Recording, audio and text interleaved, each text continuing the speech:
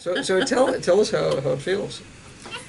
It's great. It's very exciting. I think that it took us a little while to get pregnant, but and some of that was a little hard at times, but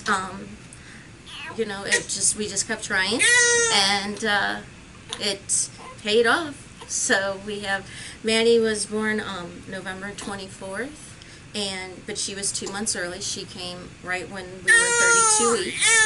So and she's still hungry. And she had a great obstetric care. Yes. Because, I mean, she was premature, and not because of the ovary transplant. It was just the luck of the situation, toxemia. But so she had to be delivered early. But look at, I mean, great OB, great pediatricians, and that's what we expect nowadays in the modern world. So this is fantastic. She did great. She's gained. She's doubled her body weight. She was 3'4" when she was born, 3 pounds 4 ounces, and she's 8.5 pounds now. So a little over, actually.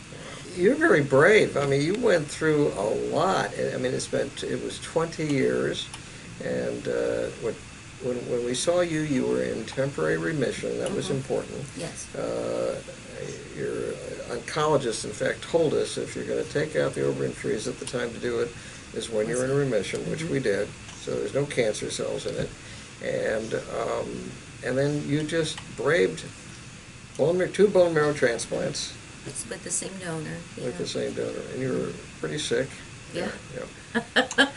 And wasn't sure that this would ever come to fruition, but it did, thankfully. And you became menopausal and completely sterile. Because of the radiation and chemo. And I didn't know you were going to want to come back to have the tissue frozen until I bumped into you at a zoo event. Yes. St. Louis Zoo, right? Yeah, right. So, when we decided we were going to get married, we knew we wanted to at least try. So we had the ovarian tissue transplant October of 2013, and then we were married that December. So this piece of ovarian tissue, which is only a quarter of your tissue that we froze, has lasted maybe 4.5 years already. Is that right? Yeah.